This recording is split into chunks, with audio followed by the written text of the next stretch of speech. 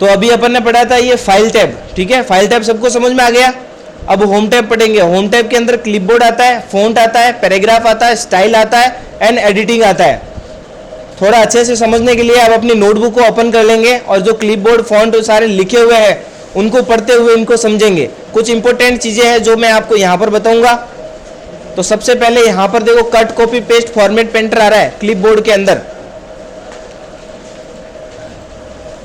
तो क्लिपबोर्ड के अंदर cut copy paste format painter है। सबसे पहले मैं आपको यहाँ पर कॉपी पेस्ट कैसे करना है बता दूंगा। सबसे पहले तो जिसको कॉपी करना है उस टेक्स्ट को अपन सेलेक्ट करेंगे। उस टेक्स्ट को सेलेक्ट करने के बाद में कॉपी कर लेंगे। या तो राइट क्लिक करके कॉपी कर सकते हो, या Ctrl+C दबा के कॉपी कर सकते हो, या फिर यहाँ से ये जो कॉपी का बटन है यहाँ से क्लिक करके कर सकते हो। तो यहाँ आप देख सकते हो लिखा हुआ है Ctrl+C, कॉपी की शॉर्टकट की होती है। तो जैसे ही Ctrl+C करोगे फिर जहाँ पर पेस्ट करना है, जैसे मान लो यहाँ पर अपने को पेस्ट करना है तो Ctrl+V करोगे। क्या करोगे? Ctrl+V, ये हो गया कॉपी पेस्ट। जितनी बार V करोगे उतनी बार पेस्ट हो जाएगा। इसी प्रकार मान लो ये बीच वाली जो लाइन है इसको यहाँ से कट करनी है। क्या करनी है? कट करनी है। कट करने के लिए यहाँ पर देखो ऑप्शन दे रखा है क्लिपबोर्ड में कट। कट की शॉर्टकट की होती है Ctrl+X। तो Ctrl+X जैसे अपन प्रेस करेंगे तो ये यहाँ से कट हो जाएगी। अब जहाँ पेस्ट करनी है वहाँ पर क्लिक करके, यहाँ क्लिक करके मैं पेस्ट कर लेता हूँ। तो वहाँ से क्या हुआ? कट और पेस्ट, मतलब वहाँ से हट गई और यहाँ पर पेस्ट हो गई। तो ये होता है कट पेस्ट और कॉपी पेस्ट। और जो भी डेटा अपन कट करते हैं और कॉपी करते हैं वो डेटा कहाँ सेव होता है? क्लिपबोर्ड में। तो क्लिपबोर्ड को लॉन्च करने के लिए यहाँ डायलॉग बॉक्स लॉन्चर आता है। यहाँ पर अपन क्लिक करेंगे, ये क्लिपबोर्ड खुल गया। क्लिपबोर्ड में आप देख सकते हो अभी जो अपन ने कॉपी और कट किया था यहाँ पर सेव है। जैसे कि मान लो इसको और कॉपी करते हैं Ctrl+C करके, तो ये देखो यहाँ पर सेव हो गया। अगर इसको कॉपी करते हैं Ctrl+C करके तो ये देखो यहाँ पर कॉपी आ रहे हैं ना सारे। लेकिन जो लास्ट में अपन कॉपी कर रहे हैं वही पेस्ट होगा, ध्यान रखना। जैसे ही अपन Ctrl+V करते हैं देखो ये Alt+F4, क्योंकि Alt+F4 लास्ट में अपन ने कॉपी कर रखा है। और अगर सारे कॉपी करने हैं तो पेस्ट ऑल कर सकते हैं। जैसे ही पेस्ट ऑल करेंगे सारे कॉपी पेस्ट हो जाएंगे। इसके अलावा क्लियर करना है यहाँ से, भाई यहाँ पर अभी नहीं रखना अपने को, तो क्लियर कर सकते हैं, तो कोई डेटा कॉपी किया हुआ नहीं होगा। तो इस तरीके से अपन क्लिपबोर्ड के अंदर सेव रहता है। नेक्स्ट ऑप्शन आता है फॉर्मेट पेंटर का। इसको थोड़ा सा ध्यान से समझना।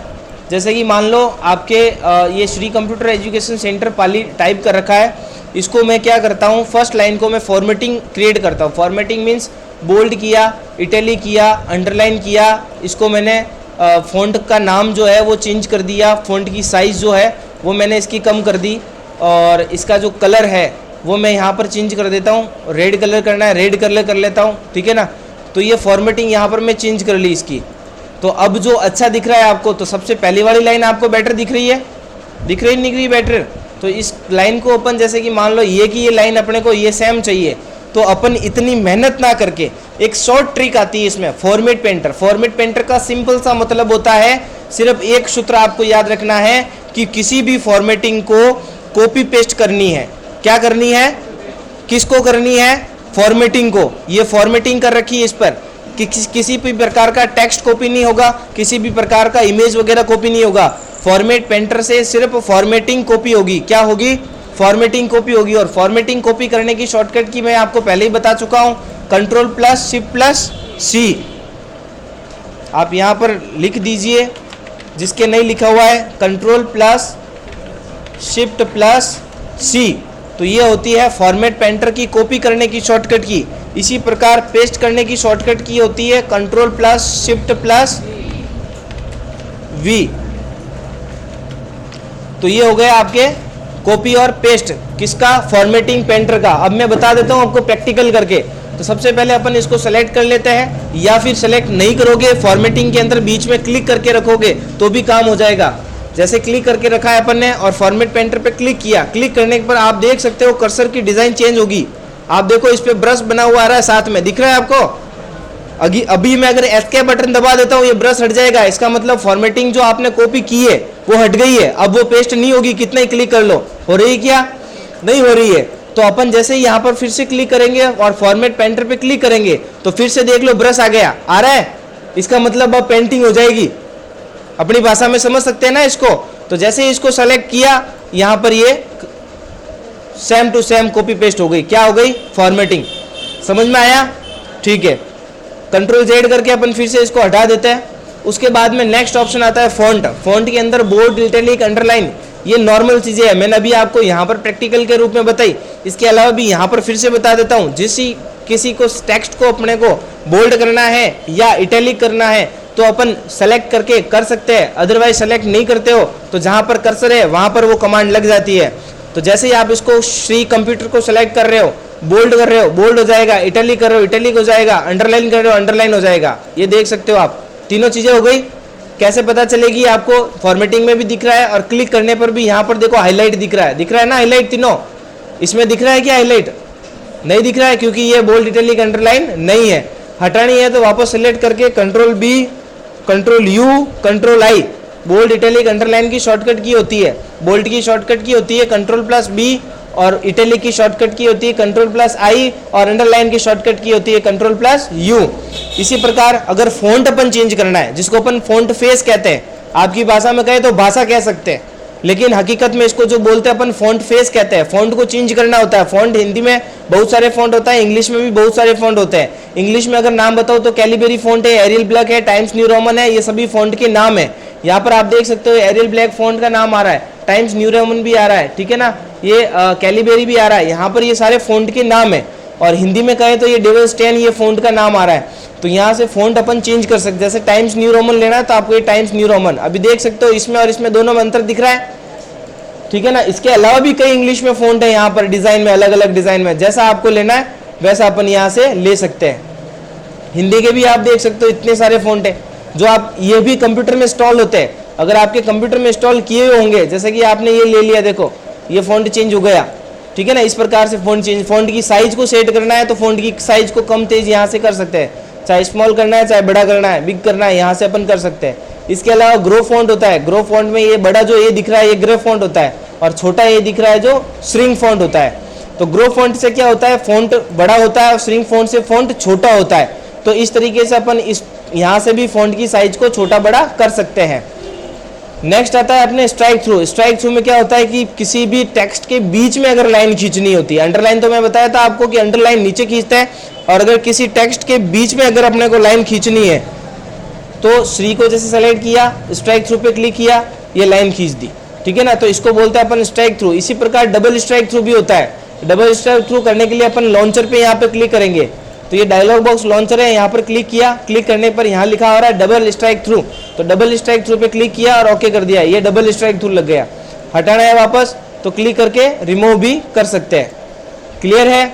उसके बाद में आता है स्ट्राइक सब स्क्रिप्ट और सुपर स्क्रिप्ट। आपको मैंने ट्रिक्स बताई थी। सब कहाँ लगता है, सब स्क्रिप्ट जो है वो कहाँ लगता है, सब ऊपर क्या, सब नीचे, सब नीचे, सुपर ऊपर। तो सुपर स्क्रिप्ट जो है वो ऊपर लगेगा और सब स्क्रिप्ट जो है नीचे लगेगा। जैसे अपन ने सूत्र लिखा जल का, क्या ये सूत्र सही है? जल का सूत्र अपन ने लिखा है, सूत्र अगर सही है क्या नहीं है, गलत है। टू कहां पर आता है, फॉन्ट को थोड़ा बड़ा कर देते हैं, आपको समझ में इजी आएगा। यहाँ पर टू जो है वो एच के जस्ट नीचे आता है, तो कौन सा स्क्रिप्ट लगेगा, सब स्क्रिप्ट। तो जैसे इसको क्लिक किया, यहाँ पर ऑप्शन आता है ये सब स्क्रिप्ट का, क्लिक किया, ये सब स्क्रिप्ट हो गया। इसके अलावा अगर आपको यहाँ 12th की घात लिखनी है, जैसे 12th की घात है 2, तो 2 कैसे होगा, घात लगाने पर कौन सा स्क्रिप्ट लगेगा, सुपर स्क्रिप्ट। तो ये सुपर स्क्रिप्ट आ रहा है, तो सुपर स्क्रिप्ट जैसे ही क्लिक किया ये 2 ऊपर लग गया, सुपर ऊपर सब नीचे। तो इसी प्रकार इनकी शॉर्टकट की क्या होती है, सुपर की शॉर्टकट की क्या होती है, सब स्क्रिप्ट की शॉर्टकट की होती है कंट्रोल प्लस इक्वल, और सुपर की शॉर्टकट की होती है control plus shift plus plus. तो ये सब स्क्रिप्ट और सुपर स्क्रिप्ट हो गया। उसके बाद में आता है टेक्स्ट इफेक्ट को चेंज करना। इस टेक्स्ट इफेक्ट को बदलना है, जैसे कि मान लो ये टेक्स्ट है, इसके इफेक्ट को बदलना है। अपन ने पहले ही 2 लाइन के टेक्स्ट को फॉर्मेटिंग दे रखी है, अपन चाहते हैं कि अब तीसरी भी लाइन को अपन थोड़ा चेंज कर दे, तो ये इफेक्ट है, यहाँ से बाय डिफॉल्ट बना बनाया इफेक्ट आपको मिलेगा। जैसे ये इफेक्ट अपन ने यहाँ पर इंसर्ट कर दिया। इस इफेक्ट में अगर कलर चेंज करना है तो भी अपन कर सकते हैं, ये रेड कलर करना है तो रेड कलर हो जाएगा। इसके अलावा भी टेक्स्ट का कलर कोई चेंज करना है तो यहाँ से कलर चेंज हो जाएगा, जो कलर आपको पसंद आता है वो कलर यहाँ पे कर सकते हैं। एक आता है हाईलाइट टेक्स्ट कलर। तो हाईलाइट टेक्स्ट कलर में ये आता है, ये हाईलाइट टेक्स्ट कलर होता है, बैकग्राउंड कलर नहीं होता है। बैकग्राउंड कलर ये होता है, ध्यान रखना हमेशा, ठीक है ना। अभी बताऊंगा आपको दोनों में कैसे क्या होता है। ये होता है हाईलाइट कलर। हाईलाइट में जैसे ये हाईलाइट कर दिया आपने, ठीक है ना, सारे हाईलाइट करने हैं तो दोनों क्लिक करके सारे हाईलाइट कर दोगे। तो आप देख सकते हो सिर्फ टेक्स्ट हाईलाइट हुए, बैकग्राउंड हाईलाइट हुआ क्या, नहीं हुआ है। कैसे पता चलेगा, दोनों को सेलेक्ट करके आपने बैकग्राउंड हाईलाइट किया आपकी बार, तो आप देखो पूरा हाईलाइट हुआ है, बीच में जगह नहीं छूटी है। इसका मतलब क्या हुआ, क्या हाईलाइट हुआ, पूरा बैकग्राउंड हाईलाइट हुआ है। तो आप दोनों ही हाईलाइट कर सकते हैं, बैकग्राउंड भी हाईलाइट कर सकते हैं और टेक्स्ट भी हाईलाइट। तो ये टेक्स्ट हाईलाइटर है और ये बैकग्राउंड हाईलाइटर है। इसके बाद में आता है चेंज केस। चेंज केस में कौन कौन से आते हैं, सेंटेंस केस आता है, लोअर केस आता है, अपर केस आता है, कैपिटलाइज ईच वर्ड आता है, टॉगल केस आता है। इन सभी आप टेक्स्ट को देख सकते हो कि सेंटेंस केस में सबसे पहला जो कैरेक्टर है वो क्या है, कैपिटल है। इसका मतलब आपके पैराग्राफ, मैं पैराग्राफ नंबर ये दूसरी लाइन ले रहा हूँ, पूरा सेलेक्ट नहीं कर रहा हूँ, ध्यान रखना, कंफ्यूजन मत होना। यहाँ पर दूसरी लाइन को सेलेक्ट कर रहा हूँ, सिर्फ कमांड इसी पे इंसर्ट करूंगा। अभी दूसरी लाइन पे आप देख सकते हो कि प्रत्येक वर्ड का फर्स्ट कैरेक्टर क्या है, कैपिटल है। तो कैपिटल को अपने को क्या करना है, सिर्फ फर्स्ट कैरेक्टर जो है वो स्मॉल कैपिटल रखना है, बाकी सारे क्या करना है, स्मॉल। तो इसमें सेंटेंस केस यूज होगा। तो जैसे ही अपन सेंटेंस केस पे क्लिक करेंगे तो आप देख सकते हो, क्लियर है, फर्स्ट कैरेक्टर क्या आया, बाकी सारे स्मॉल। इसी प्रकार लोअर केस आता है, लोअर केस में क्या होता है कि सारे जो है वो स्मॉल हो जाएंगे, देख सकते हो आप, एस भी स्मॉल हो गया। फिर आता है नेक्स्ट आपके अपर केस। अपर केस में सारे कैपिटल हो जाएंगे, हो गए सारे कैपिटल, ठीक है। उसके बाद में कैपिटलाइज ईच वर्ड, तो प्रत्येक वर्ड का फर्स्ट कैरेक्टर क्या होगा, कैपिटल होगा, हो गया कैपिटल। उसके बाद में टॉगल केस आता है। टॉगल केस में प्रत्येक वर्ड का फर्स्ट कैरेक्टर स्मॉल होगा, ये देख लो, हुआ सबका स्मॉल, बाकी सारे क्या है, कैपिटल है। तो नॉर्मली जो अपन रेगुलर यूज कर सकते हैं सारे ऑप्शन होते हैं टॉगल केस के अलावा। और अभी अपन कैपिटलाइज ईच वर्ड वापस जो है इस पे कमांड इंसर्ट कर देते हैं। उसके बाद में क्लियर फॉर्मेटिंग आता है। ये टेक्स्ट कलर बता दिया मैंने आपको। क्लियर फॉर्मेटिंग में ये होता है कि आपने जो भी फॉर्मेटिंग की है अभी तक, उस फॉर्मेटिंग को आप वापस हटा सकते हो। जैसे कि मान लो आपने ये सारी फॉर्मेटिंग की है, इस सारी फॉर्मेटिंग को हटाने के लिए अपन एक क्लियर फॉर्मेटिंग कर सकते हैं। जैसे कंट्रोल ए किया मैंने अभी, कंट्रोल ए करने के बाद में ये क्लियर आ रहा है फॉर्मेटिंग। यस, जैसे ही क्लिक करूंगा ये देखो सारी फॉर्मेटिंग क्लियर हो गई, यहाँ तक कि subscript, superscript, bold, italic, underline सारी चीज़ें चली गई। क्लियर है यहाँ तक, तो ये सारे क्लियर हो गई। तो ये था अपना होम टैब के अंदर क्लिपबोर्ड और फॉन्ट। आगे अपन पढ़ते हैं पैराग्राफ। पैराग्राफ के अंदर क्या है, सबसे पहले आता है बुलेट। क्या आता है, बुलेट आता है। बुलेट में क्या होता है, जब भी अपन पॉइंट वाइज नोट्स बनाते हैं, उन नोट्स को अपन पॉइंट वाइज देने के लिए, जैसे कि अभी ये जितने भी लाइन है इनको अगर अपने को बुलेट देना है तो इस प्रकार से बुलेट दे सकते हैं। ये देखो पॉइंट वाइज आ गया। बुलेट को चेंज भी करना है तो यहाँ से बुलेट अपन चेंज भी कर सकते हैं। जो भी डिजाइन लेनी है अपने को वो डिजाइन अपन ले सकते हैं।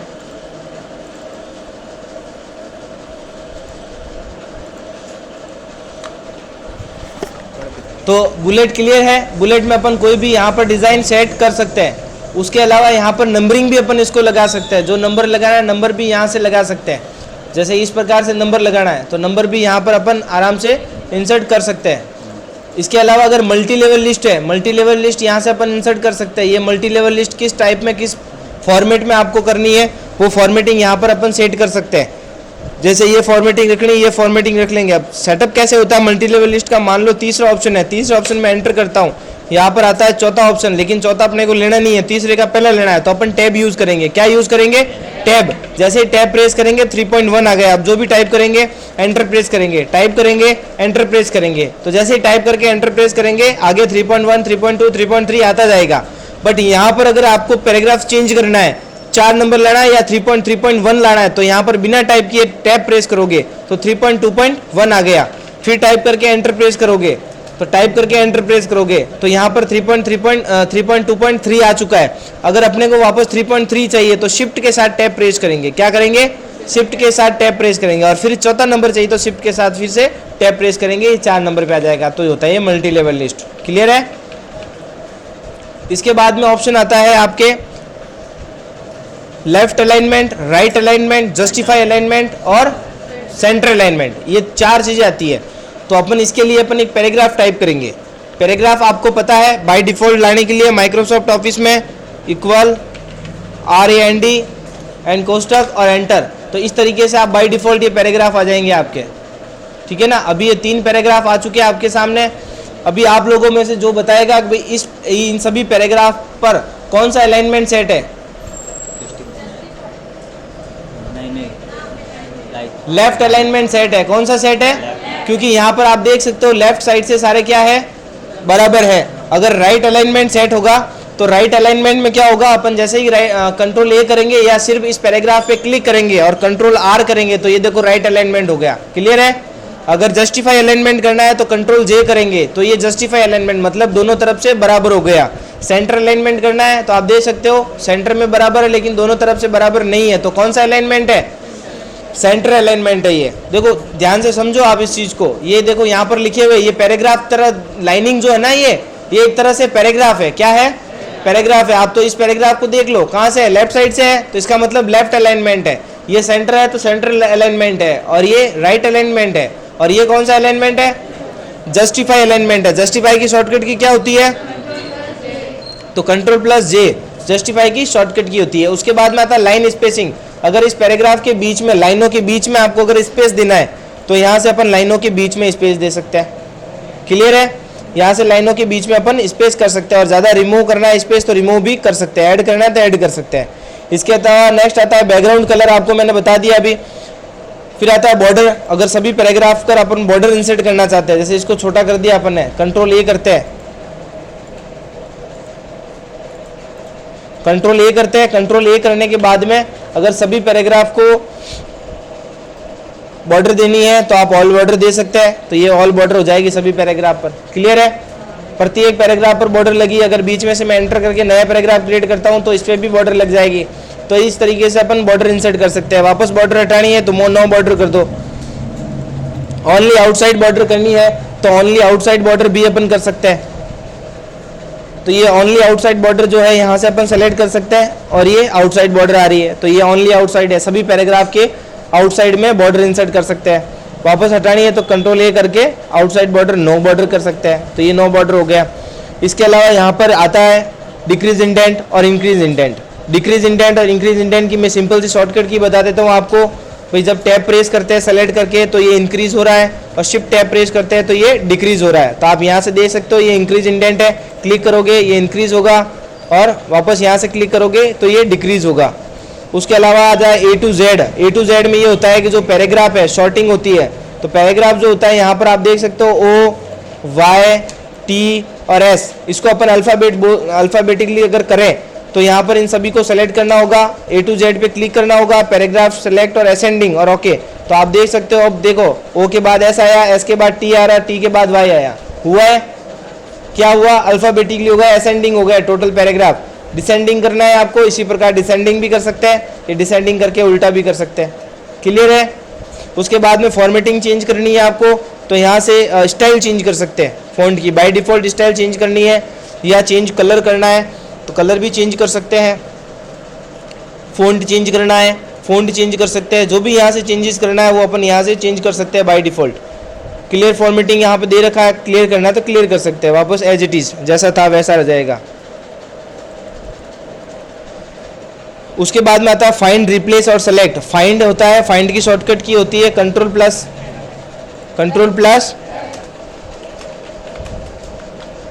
प्लस एफ होती है। किसकी शॉर्टकट की होती है? फाइंड की शॉर्टकट की होती है। और रिप्लेस की कंट्रोल प्लस क्या होती है? एच होती है। कंट्रोल प्लस एच जो होती है रिप्लेस की शॉर्टकट की होती है। तो ये फाइंड और रिप्लेस की शॉर्टकट की है। तो कंट्रोल प्लस एफ जब अपन करेंगे, जैसे ही कंट्रोल प्लस एफ किया तो ये फाइंड खुल गया। फाइंड के अंदर अपने को सर्च क्या करना है, जैसे कि मान लो INSERT, इंसर्ट कहाँ लिखा हुआ है, तो इंसर्ट कहाँ लिखा हुआ है? ये इंसर्ट है और ये भी इंसर्ट है। कितनी बार आया इंसर्ट? यहाँ लिखा हुआ है ना 1 of 2 मैच, तो ये 2 बार इंसर्ट आया है। सर्च कर लिया, क्लियर है? इस प्रकार से अपन सर्च कर सकते हैं। और कंट्रोल प्लस एच जो होता है रिप्लेस, रिप्लेस मीन्स ये होता है कि किसी भी टेक्स्ट को अगर रिप्लेस करना है, जैसे कि इंसर्ट लिखा हुआ है, इंसर्ट की जगह आउटपुट लिखना है तो अपन यहाँ पर आउटपुट लिख देंगे। फाइंड में तो लिखेंगे इंसर्ट और रिप्लेस में लिखेंगे आउटपुट। तो जहां कहीं भी इंसर्ट लिखा हुआ है वहां पर क्या हो जाएगा, तो रिप्लेस ऑल कर देंगे और यस कर देंगे। तो अब जब फाइंड करते हैं अपन कंट्रोल एफ करके, तो इंसर्ट सर्च हुआ क्या कहीं पे? नहीं हुआ ना, क्योंकि अपन ने उसको क्या लिख दिया? आउटपुट। तो आप देख सकते हो आउटपुट ये 2 बार आ रखा है ना। पहले नहीं था, पहले क्या था इसकी जगह पे? इंसर्ट था। तो इस तरीके से अपन सेलेक्ट, लास्ट ऑप्शन आता है सेलेक्ट का, तो यहाँ से सेलेक्ट कर सकते हैं। किसी भी पैराग्राफ को कंट्रोल ए करके भी सेलेक्ट कर सकते हैं और यहाँ से भी अपन सेलेक्ट ऑल कर सकते हैं। तो इस तरीके से सेलेक्ट हो सकता है। ठीक है।